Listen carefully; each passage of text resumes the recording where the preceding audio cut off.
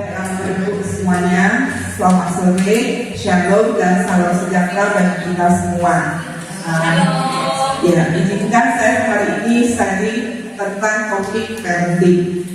Jadi biasanya kalau kita mau sharing, ya, itu kita minta dulu sama yang tempat sharing kira-kira topik apa, kebutuhannya apa. Tapi kali ini yang diberikan saya hanya garis besar, yaitu parenting saja. Maka waktu saya mempersiapkan bahannya juga dalam waktu nanti durasi yang dikasih ke saya maksimal kan 25 menit. Maka saya harus memikirkan 25 menit ini apa yang disampaikan itu minimal mewakili dan memahami tentang parenting seperti itu. Jadi nanti kalau memang ada rencana penanganan di depan, itu sebenarnya parenting itu banyak topiknya. Nanti saya bisa memberikan kepada semua ibu-ibu yang ada di sini bisa dipilih sesuai kebutuhan. Jadi ini intinya kalau cerita itu episode pertamanya lah seperti itu. Baik, sebagai awal, memang edukasi anak sebanyak di depan itu pertama sekali perkenalan diri. Jadi nama saya memang Sahara, bahasa Mandarinnya itu Huangguiqi, tapi sering disebut Sahara. Di medsos nama saya Sahara. Ya, jadi bekerja di Sekolah Profesional Medan tingkatan SMA, mempunyai seorang suami, satu putra dan 2 putri. Jadi sebenarnya kapasitas saya sebagai pembicara di sini belum mewakili ahli, tapi hanya sebagai sharing tentang selama pengalaman kerja yang ada. Karena pelatihan yang saya terima sebagai narasumber itu hanya sebagai pembicara di luar kerja untuk tingkat Kota Medan yang lokal. Kemudian sebagai pembicara berbagi praktek baik kalau di sekolah-sekolah lain kami mengimbas tentang kurikulum. Kemudian ada satu lagi pelatihan dari Kemdikbud itu untuk narasumber berbagi praktek baik secara online. Jadi artinya kami siap berbagi secara onsite maupun online. Jadi itulah kira-kira perkenalan tentang saya. Berikutnya, topik besar yang akan saya sampaikan adalah manfaat parenting bagi anak. Jadi selama ini orang berpikir kalau parenting itu ya udah ngurus anak, pemain anak yang sehat, kemudian sekolahnya baik-baik saja itu sudah beres. Tapi kalau kita telusuri lebih jauh, sebenarnya parenting itu punya wawasan dan pengetahuan yang sangat umum, di mana itu tidak dipelajari di SMP, SMA, bahkan perguruan tinggi nggak ada mempelajari itu. Jadi itu artinya grow by nature, artinya tertumbuh secara alamiah seperti itu. Jadi untuk memahami parenting lebih jauh, tentu saya tidak bisa suka-suka memasukkan asumsi pribadi kami. Jadi sebagai narasumber biasanya kami harus merujuk pada beberapa teori yang disampaikan oleh beberapa ahli, tapi juga tidak semua. Biasanya kami pilih maksimal 3 untuk memberi wawasan dan konsep bahwa yang akan kita bahas itu kira-kira tentang apa. Jadi yang pertama ini kita mengambil dari Jack Brooks dalam bukunya The Process of Parenting juga mendefinisikan bahwa pengasuhan itu sebagai sebuah proses yang merujuk pada serangkaian aksi dan interaksi yang dilakukan orang tua untuk mendukung perkembangan anak. Jadi poinnya di sini adalah aksi dan interaksi. Aksi itu dari kita sebagai orang tua, interaksi itu ada di kedua belah pihak. Karena kan ini yang menurut kita ini baik untuk anak, tapi kayak responnya dia nggak ada gitu. Dia kayaknya nggak baik menurut dia seperti itu ya. Jadi makanya harus ada aksi dan interaksi. Berikutnya, David Denvers, profesor dari Fakultas Psikologi di Universitas atau di University of South Florida, menyebutkan bahwa pengasuhan merupakan sebuah proses interaksi yang berlangsung terus-menerus dan mempengaruhi bukan hanya bagi anak, tetapi juga bagi orang tua. Makanya kita, orang tua, anak itu selalu anak. Walaupun dia udah besar, udah remaja, kita masih anggap dia anak gitu ya. Itu jadi itu perlakuan interaksi yang sering kita berikan. Kemudian Jerome Pagan, ya, seorang psikolog di Harvard University Amerika, salah satu dari pelopor psikologi perkembangan, Beliau mendefinisikan pengasuhan atau parenting sebagai serangkaian keputusan tentang sosialisasi pada anak. Di dalamnya terdapat apa yang harus dilakukan oleh orang tua atau pengasuh untuk memfasilitasi agar anak mampu bertanggung jawab dan berkontribusi sebagai bagian dari masyarakat. Itulah pendapat awam mengawali kenapa parenting itu penting. Kemudian, parenting ini sebenarnya bahasa kerennya. Bahasa sehari-hari itu adalah pengasuhan. Kemudian, program parenting ini adalah pendidikan yang diberikan kepada keluarga, khususnya dari orang tua yang memiliki kemampuan untuk mendidik dan merawat anak untuk dapat tumbuh dan berkembang secara optimal, sehingga dapat menciptakan sumber manusia yang berkualitas tinggi bagi negara dan masa yang akan datang.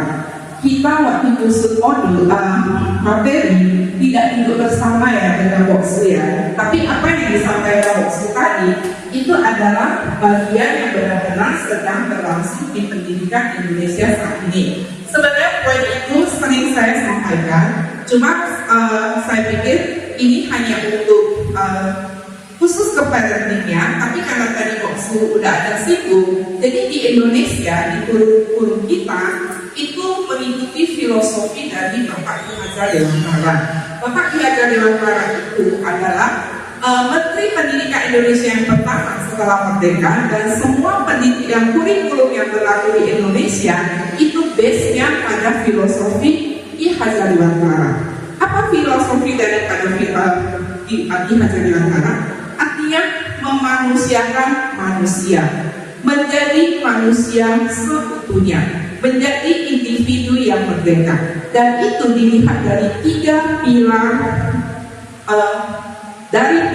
yang ada di lingkungan kita atau di dunia kita. Seperti yang tadi sudah disebutkan oleh Boksu, pertama dasarnya dari keluarga, yang kedua sekolah, yang ketiga masyarakat. Tadi Boksu mewakilinya dengan gereja. Jadi anak kita itu kayak mana perilakunya itu ditentukan di tiga lingkungan ini. Makanya sering sekali kami yang di sekolah ya, kalau kami melihat anaknya bagaimana, kami sudah bisa ada prediksi di rumah pola asuhnya gimana gitu.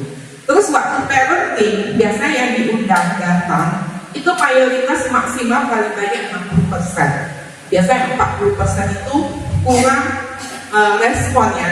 Dan kalau dilihat data, rata-rata yang 40% ini anaknya bermasalah di sekolah. Jadi kok yang anaknya itu masuk 5 besar, 10 besar, anaknya itu semanis orang tuanya gitu. Jadi orang tuanya bisa kita ada prediksi anaknya seperti ini, lebih kurang orang tuanya seperti itu. Benar, kenyataan seperti itu. Jadi intinya yang mau saya sampaikan, pola asuh di rumah itu, parenting di rumah itu bisa mencerminkan anak kita itu di sekolah bagaimana, dan pihak sekolah bisa melihat kondisi anak di rumah bagaimana, seperti itu. Kemudian tujuan parenting adalah meningkatkan kesadaran orang tua bahwa mengasuh anak perlu pengetahuan dan tidak boleh sembarangan. Meningkatkan pengetahuan dan keterampilan orang tua dalam hal pengasuhan, mempertemukan kepentingan dan keinginan antara pihak keluarga dan pihak sekolah. Jadi maksudnya begini ya, anak kita ini kan beda-beda ya, level kognitif atau kemampuan pemikirannya, lalu kemampuan fisiknya, kemampuan psikisnya, dan juga kemampuan dia berinteraksi di dalam sosial. Kan individu itu unik ya, unik gitu. Anak kita tiga juga beda-beda perlakuannya seperti itu. Mengapa bisa seperti ini? Karena anak itu memang begitu diciptakan Tuhan. Dia itu kalau istilah kami handmade ya, satu-satunya yang ada di dunia. Dan harganya sangat mahal. Jadi biasanya untuk anak-anak itu yang di sekolah yang mengalami broken home, single parent, tidak punya orang tua, mereka itu pelajaran pertama karena kami di SMA di kelas 10, waktu kami pembinaan pertama di masa orientasi sekolah, itu selalu kami mengangkat tema ini, Imago Dei. Artinya kamu itu sangat berharga di mata Tuhan, karena itu kamu diciptakan handmade. Tadi kita tunjukkan masa-masa kitabnya ya, seperti yang ada di Mazmur dan lain sebagainya. Terus setelah itu tidak langsung selesai karena dia kan udah lama di pendidik. Jadi dari situ kita langsung mengajak dia mengenal dirinya bertanya. Terus sering terdapat kata-kata seperti ini. Memang sudah seperti ini keluarga saya. Ayah saya sudah bla bla bla, ibu saya sudah bla bla bla. Memang begini saya hidup. Jadi kalau kita yang nggak dieduk mengetahukan emosi yang gitu ya, maksudnya udah mau baik-baik itu, kok dia responnya seperti itu. Jadi kita tidak boleh reaktif. Jadi kita responnya begini. Apakah nanti keluarga pun juga akan seperti itu? Pasti dia diam. Ada yang langsung ya tidak atau gimana. Nah, waktu dia bilang tidak, disitulah kita untuk koreksi parentingnya. Makanya kamu dari sekarang, kamu itu harus belajar mengintervensi dirimu atau mengubah dirimu. Jangan mengikuti konsep pola yang salah dari orang tuamu seperti itu. Ya, jadi di sekolah kami itu memang menengah ke bawah. Terus kadang-kadang sampai ada yang berbicara gitu ya orang tuanya. Jadi kita langsung bilang, kamu mau mengulangi nggak pola yang sama? Kalau dia jawab tidak, di situ sudah di awal kita memperbaiki dia. Jadi terus dia bertanya, saya kan nggak punya orang tua, sama siapa bertanya? Jadi kita langsung tanya, langsung kita bilang, kamu membaca firman Tuhan. Firman Tuhan itu ada hal yang sendiri, itulah dia dikasih oleh dia. Jadi parenting itu seperti itu. Nah, jadi artinya dia harus ada pengetahuan, ya, keterampilan untuk mempertemukan kepentingan dan keinginan. Jadi tidak bisa seperti ini. Dulu-dulu kakekmu juga mendidik mama seperti ini. Dulu-dulu nenekmu juga mendidik papamu seperti ini. Jadi artinya gini, kalau dulu seperti ini, sekarang kamu sudah. Dan kita jadi orang tua, sering seperti kan? Kita jadi orang tua. Jadi anaknya itu bingung gitu ya, kayak mana gitu ya gitu. Jadi artinya perlu pengetahuan. Pengetahuan itu perlu kita kenal, dia selalu up to date, selalu berkembang. Dulu seperti ini, bisa aja sekarang tidak seperti ini, dia berubah kembali. Jadi itu yang poin yang harus dilihat untuk tujuan parenting ini. Kemudian parenting adalah cara pola asuh mendidik anak bagaimana orang tua memberi perlindungan, perawatan dan mengamati perkembangan yang sehat, juga kegiatan hingga tumbuh dewasa. Saat ini banyak pola pengasuhan anak untuk membangun karakter dan perilaku positif di kehidupan terutama agama, diri, bangsa dan negara. Jadi 3 poin ini yang pentingnya, yang seperti ini: perlindungan, perawatan, mengamati. Apalagi zaman sekarang itu perlindungan penting ya bagi anak kita. Mereka perlu di-equip bagaimana melindungi diri. Kadang-kadang sekolah juga tidak aman. Bahkan kami di sekolah itu sekarang lagi diperketat untuk memberantas 3 dosa pendidikan. Apa itu 3 dosa pendidikan? Yang paling tertinggi bullying, yang kedua intoleransi, yang ketiga kekerasan seksual. Seperti itu. Jadi sekolah itu sangat intens untuk memperhatikan 3 hal. Antisipasi, kemudian jangan sampai terjadi sesuatu yang menyangkut 3 dosa pendidikan. Kemudian, apakah yang harus diperhatikan orang tua tentang parenting? Tadi poin-poinnya sudah ada. Jadi apa yang harus diperhatikan? Ini yang paling penting. Beda generasi betul-betul sangat berperan dalam parenting. Mengapa demikian? Beda generasi itu beda zaman, beda pola pikir. Kenapa? Karena faktor dari lingkungannya udah berbeda. Gitu. Jadi faktor diri itu juga bisa berbeda karena setiap orang kan di awal dikatakan unik. Kalau dia unik, cara dia melihat sesuatu, cara dia berpikir pasti berbeda. Kemudian zaman juga berbeda. Jadi biasa waktu kita parenting, kita ingatkan orang tua begini: jangan suka mengusik masa lalu, walaupun masa lalu itu nostalgia. Ya kecuali masa-masa kan diusik gak apa ya. Tadi saya dengar dari Veronica Tan, dia justru bilang gini: romantis semasa pacaran itu otomatis dan natural, ya. Tetapi romantis setelah pernikahan itu adalah dikondisikan dan diciptakan, mencontek waktu pacaran. Jadi kalau pacaran itu otomatis romantis ya. Kalau sudah berumah tangga harus dikondisikan dan diciptakan pada momen-momen khusus. Seperti itu tadi saya sempat baca dari Veronica Tan ya, di salah satu dia punya wawancara. Jadi ini penting sekali diingat bahwa kalau generasi ini apa ciri khasnya. Jadi maka kita lihat anak kita itu lahir tahun berapa, dia di lapisan yang mana, mertua kita lahir di tahun berapa, dia di generasi apa gitu. Jadi pola pikirnya beda. Kenapa? Karena perkembangan di masing-masing generasi, khususnya untuk teknologi, fasilitas dan lain sebagainya itu berbeda. Contoh paling sederhana, kayak di zaman kami dulu TV itu dilihatnya hanya satu channel. Maka terjadi perebutan channel di rumah atau terjadi mengalah. Kalau jam segini nenek nonton yang ini, jam segini bapak nonton yang ini, sore anak-anak nonton kartun. Kira-kira begitu pembagian. Begitu berkembang teknologi, masing-masing ruangan punya TV. Kemudian berkembang lagi teknologi, sudah ada TV, pakai laptop, pakai handphone. Kemudian sering kita memarahi anak kita begini, jangan main-main handphone, ayo belajar. Itu kayaknya enggak apa ya, dia garisnya enggak jelas. Karena kita berikan kepada dia handphone, kalau nggak dimainkan untuk apa? Disimpan, jadi pajangan, kan seperti itu. Dulu bapak jam segini atau ibu jam segini udah tidur. Memang dulu nggak ada hiburan, nggak ada pon, jadi ya jam 8 di rumah ya tidur gitu. Sekarang hiburan begitu menggoda, 24 jam banyak. Jadi maka kita harus punya pengetahuan melihat zaman bagaimana kita mengasuh anak kita. Jadi ini sangat penting. Kemudian inilah yang harus kita perhatikan, memungkinkan antar generasi itu duduk bersama. Jadi biasanya yang paling antar itu duduk bersama di mana? Semua generasi bisa jumpa gitu. Membahas ulang atau melakukan apa? Coba kita, karena kita biasa interaktif ya waktu bisa supaya nggak seperti mendengar radio gitu. Momen apa yang semua generasi bisa kumpul satu meja? Pas momen apa?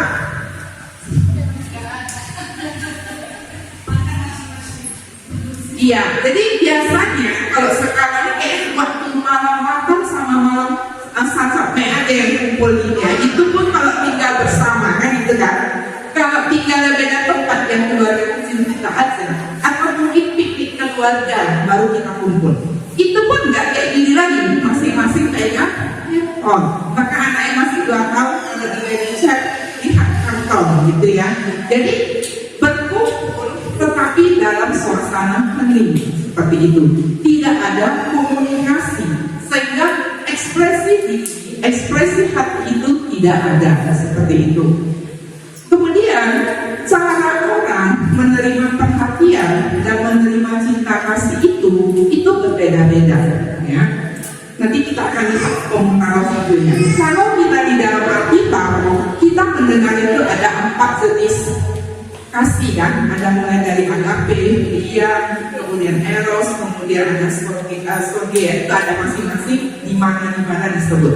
Tapi manusia dia juga butuh touch of love ya, butuh sentuhan cinta, tapi dia beda bahasanya.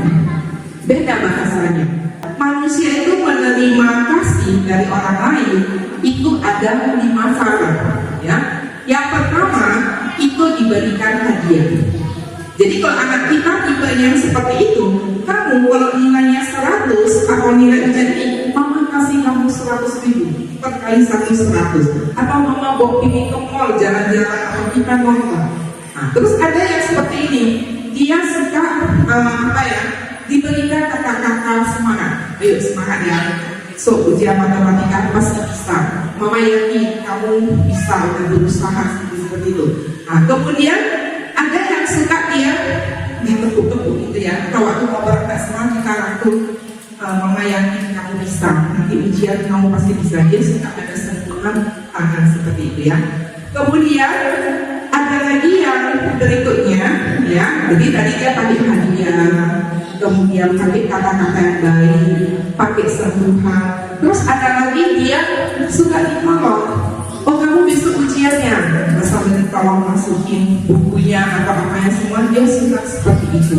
Terus yang terakhir ya, itu dia suka ini, ditungguin saja, gak usah ngomong, pokoknya kita di sampingnya, didampingi gitu, dia udah senang. Atau misalnya dia suka minuman tertentu, kita siapkan, dia udah senang seperti itu. Jadi itu kita harus ketahui tentang anak kita, bagaimana dia menerima kasih dari kita. Jadi kalau kita ketahui, kita touch dia, artinya matching. Seperti kayak handphone, harus tahu tipe kabelnya yang Type C atau yang biasa. Kalau handphone yang butuh Type C, kita kasih yang biasa, kan nggak connect gitu. Kalau nggak connect kan operasi dari handphone itu tidak connect. Ya, jadi nanti bahasa kasih ini saya akan share aja di kelompok ibu-ibu, silakan dilihat sendiri videonya. Ya, kemudian sering kita bilang anak ini sulit sekali, anak ini bandel sekali. Tapi menurut pakarnya, sesungguhnya tidak ada anak yang sulit. Yang ada adalah orang tua yang sulit memahami keinginan dan kebutuhan anak-anaknya. Seperti yang saya katakan di atas tentang beda generasi, yaitu beda penerimaan bahasa kasih. Lalu bagaimana kita sebagai orang tua? Maka pola didik dan pola ajar ke anak-anak tidak lepas dari pola asuh yang kita terima dari orang tua. Sering kita dengar ya, mama siapa tuh kayak neneknya gitu, atau kayak pupunya, khususnya waktu pas dia marah-marah gitu ya. Bapaknya siapa itu persis kayak kakeknya, diam saja, kemudian wajahnya itu nggak pernah senyum. Mungkin kita pernah dengar ungkapan seperti itu. Memang begitu, karena pola asuh itu dia nggak datang spontan, itu diamati, dilihat dan dijalani anak sepanjang hidup dia bersama orang tua. Apalagi kayak kita orang timur kan, anak itu tinggal dari bayi minimal sampai SMP atau SMA, baru dia kuliah mungkin bisa aja di kota lain atau di negara lain. Jadi sekian tahun itu kan dia nengok kita gitu. Makanya kadang-kadang kita lihat waktu anak itu balita ya, dan itu kan gaya seperti mamanya yang waktu dandan mana gimana itu. Jadi memang namanya pola contoh.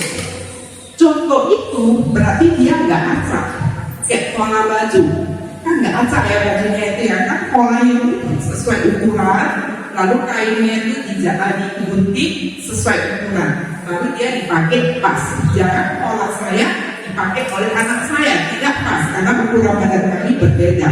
Nah, jadi itu juga sama. Pola didik dan pola ajar ke anak-anak tidak lepas dari pola asuh yang kita terima dari orang tua. Jadi pertanyaannya gini, kalau bagus dan memang beres, tadi kan tinggal dilanjuti, diwarisi. Kalau ada masalah, nah ini pertanyaan seperti tadi saya sama murid saya, apakah dilanjut atau diintervensi? Intervensi itu maksudnya diperbaiki ya, dikoreksi dan diperbaiki. Itulah fungsinya kita mengikuti karakter ini. Ya, jadi nanti di sini saya akan kasih 4 jenis pola asuh. Coba ibu-ibu lihat.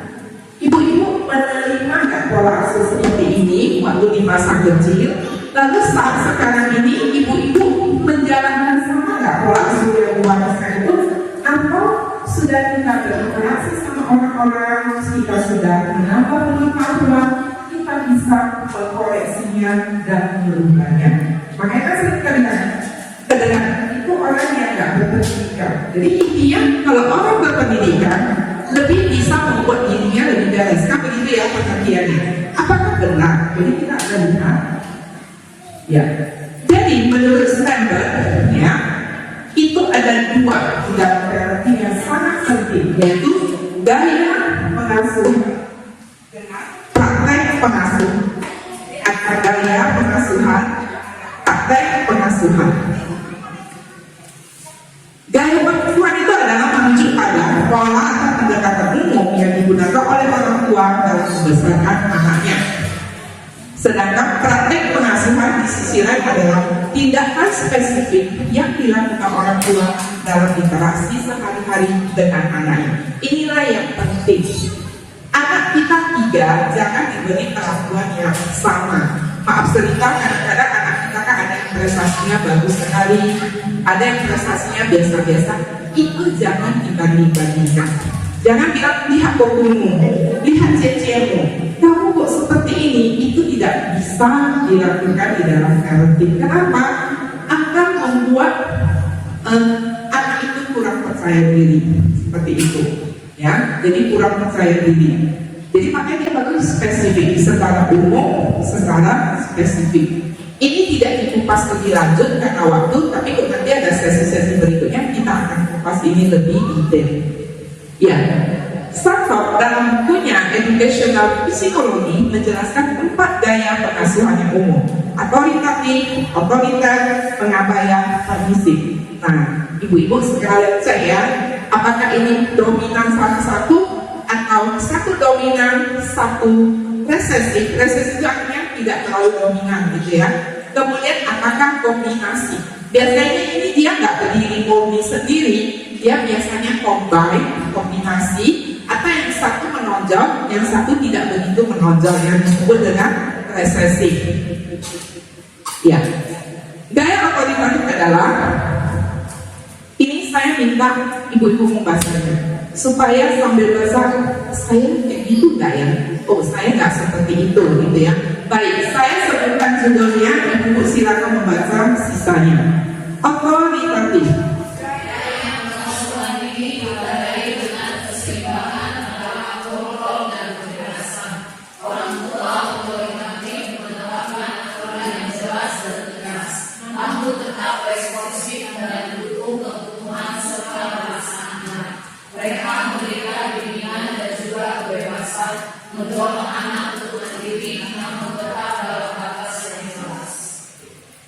Otoriter.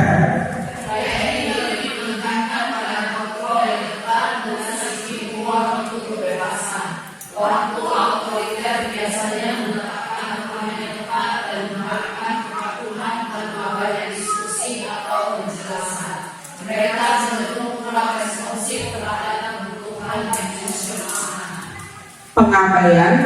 Orang tua dan gaya pengasuhan ini orang terlibat dalam kehidupan anak mereka. Mereka mungkin tidak memberikan kebutuhan emosional atau perhatian yang cukup. Gaya ini sering dikaitkan dengan ketidakpedulian pada kebutuhan fisik dan emosional anak. Permisif. Orang tua sisi sangat responsif terhadap anak mereka, tetapi tidak menuntut atau menetapkan aturan yang tepat. Mereka cenderung membiarkan anak melakukan apa yang mereka inginkan dan dengan kebebasan yang luas, seringkali tanpa batasan atau panduan yang jelas. Ya, saya mesti waktu berhenti sebab itu cek diri saya selama ini apa yang saya lakukan, termasuk tipe yang mana. Memang banyak mendefinisikan tentang parenting, tapi karena waktu kita singkat, saya mengambil yang contoh.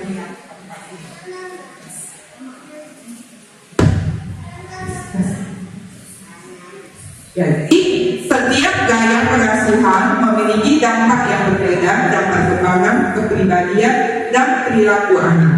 Gaya otoritatif sering dianggap paling efektif dalam mendukung perkembangan positif karena keseimbangan antara kontrol dan dukungan. Ini secara teori, tapi ingat, anak kita punya pola sifat yang berbeda-beda. Ada kalanya tidak bisa juga ini diterapkan sepenuhnya. Karena gini, anak itu dia punya dia dalam menerima informasi dia ada 3 gaya, ada kinestetik, audio, dan visual. Dan juga dia anak itu ada introvert, ada juga extrovert. Jadi ada yang sangat ekspresif, ada juga yang diam gitu. Jadi kalau diam itu kita juga diam, gimana kita bisa mengetahui. Jadi nanti ini akan kita bahas lebih jauh. Tapi intinya inilah pola asuh yang sedang kita jalani, apa yang akan kita jalani, apa yang telah kita jalani empat. Kemudian kalau melihat lebih lanjut, kita kembali ke Alkitab.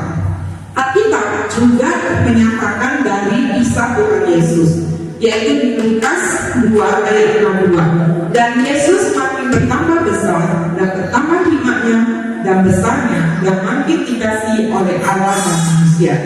Ini sering pengkhotbah mengatakan ini yang paling lengkap menggambarkan pertumbuhan anak.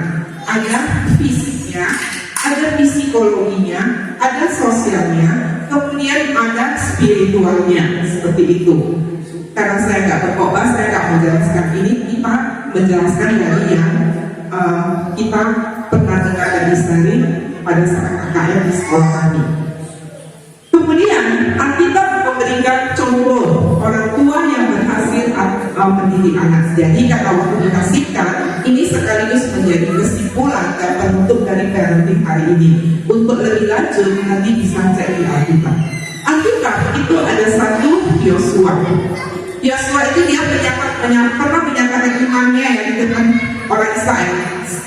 Aku dan seisi rumahku pada hari ini memutuskan mengikuti Tuhan.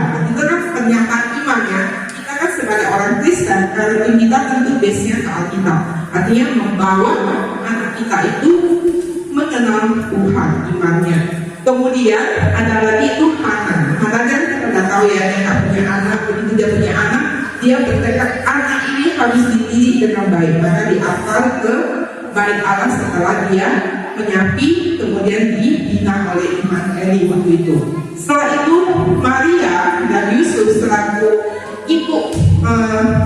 ibunya secara di dunia ini ya duniawi, dia juga mendidik Tuhan Yesus berdasarkan hukum Yahudi. Kita ketahui hukum Yahudi itu cukup juga untuk pola asuh khususnya tentang keagamaan itu juga cukup bagus dan tepat ya. Kemudian Naomi ini berhasil memberikan teladan kepada Ruth. Kalau ini adalah kisah menantu dan mertua. Ini juga penting di parenting karena sering ada yang menantunya terus bertengkar dengan mertuanya di depan anak. Itu memberi image yang tidak baik seperti itu. Tapi Naomi dan Ruth adalah contoh menantu yang baik. Bahkan dikatakan tetangganya dia lebih baik daripada 7 orang anak laki-laki. Ingat zaman dahulu itu kan anak laki-laki sangat berharga. Satu setara dengan 7 anak laki-laki. Kita bisa bayangkan penghargaan tetangganya itu sama Ruth ya gimana. Namun demikian juga ada contoh Alkitab mencatat yang gagal mendidik anaknya, yaitu Eli. Kita tahu ya kisah Hofni dan Pinehas bagaimana mereka berkelakuan yang tidak baik. Lalu Isa dan Ribka, nah ini sering terjadi di dalam keluarga. Pilih kasih. Akibat dia menerima pilih kasih dari orang tua, maka kita ketahui terjadi hal-hal yang tidak seharusnya terjadi. Terjadi penipuan dalam menerima berkat. Kemudian dilanjutkan dengan si Yakub juga dia pilih kasih sama si Yusuf sama Benyamin. Akhirnya gimana kisah Yusuf itu? Dia sangat menderita kan di antara saudara-saudaranya. Jadi ingat, anak yang menerima pilih kasih pun dia menderita karena diiring hati dan disebuhi oleh saudara-saudaranya. Baru terakhir inilah yang menuruti semua kemauan anaknya. Walaupun ini anaknya bukan anak kandungnya ya, tapi kan sudah menikah ibunya sama Raja Herodes sudah diangkatnya. Bayangkan dia minta kepala orang dikasih. Nah, ini yang kayaknya yang tipe-tipe permisif lagi ya. Minta ini kasih, minta ini kasih. Tanpa mempertimbangkan itu kan tidak boleh membunuhkan, menghilangkan nyawa orang. Tapi itulah yang terjadi di dalam pola asuh. Jadi kesimpulan daripada hari ini adalah kita dihadapkan pada 4 tipe pola asuh. Apa yang sudah kita lakukan selama ini? Kalau sudah benar, tinggal kita lanjutkan. Kalau belum benar, ya sebagai umat beragama kita memohon hikmat dari Tuhan bagaimana mengkoreksinya. Kemudian kita kembali memperbaikinya. Bagaimana cara kita memperbaikinya? Kita tidak juga perlu harus sampai ke psikolog dan lain sebagainya. Ini Alkitab memberikan kita contoh. Kebetulan yang saya ambil karena waktunya singkat seperti ini. Tapi kita bisa melihat lebih lanjut, berdiskusi dengan suami kita bagaimana supaya anak itu jangan ya mau kayak mana udah terlanjur. Tidak ada kata terlanjur. Yang ada kata memperbaiki supaya anak mendapat parenting yang baik. Dan itu salah satu modal dia untuk resiliensi, bertahan untuk bagaimana dia di dalam masyarakat. Nanti untuk hal yang lain tentang resiliensi kita akan bahas bersama lagi di pertemuan berikutnya. Nanti resiliensi itu sangat erat berhubungan dengan kenapa anak sekarang rentan dan sering kejadian ada info bunuh diri sama HAM, itu juga ada hubungannya. Tapi kita nggak bahas ya, ini hanya kayak misalnya saja. Ya, jadi what's yang penting sebagai kegiatan parenting hari ini itu saya ambil dari yang umum sama yang Alkitab. Tiba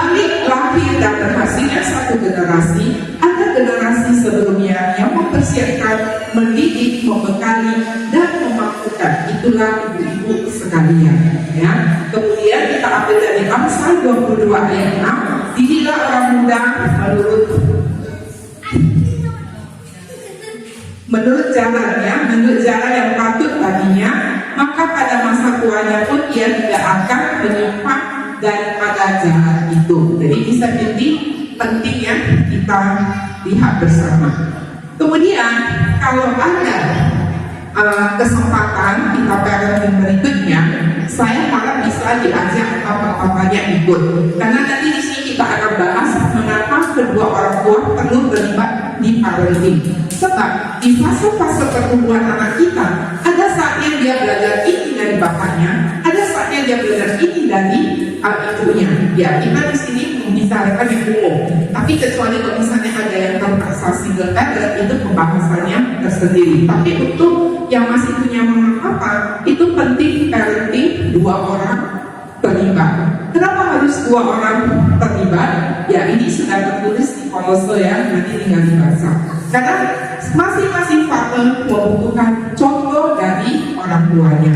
Jadi itulah kira-kira yang saya sampaikan hari ini. Lebih kurang mohon dimaafkan ya kalau ada kata-kata yang kurang berkenan. Terus kalau ada mau bertanya mungkin silakan ya 5 menit. Kalau tidak ada saya kembalikan ke contoh mobil. Sekian dan terima kasih. Ya silakan.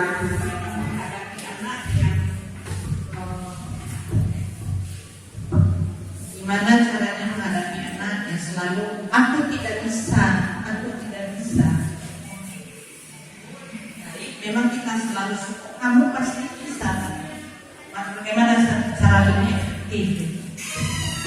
Ya itu harus dilihat dalam situasi apa dan melakukan apa. Biasanya dalam melakukan apa, situasi apa Bu? Apapun yang kayak tali, mau melakukan sesuatu. Kalau belajar bisa, tapi kalau lakukan yang tali, atau ambil sesuatu agak tinggi, pasti nggak bisa sesuatu ambil, nggak bisa. Ya, jadi anak itu kan punya proses pertumbuhan.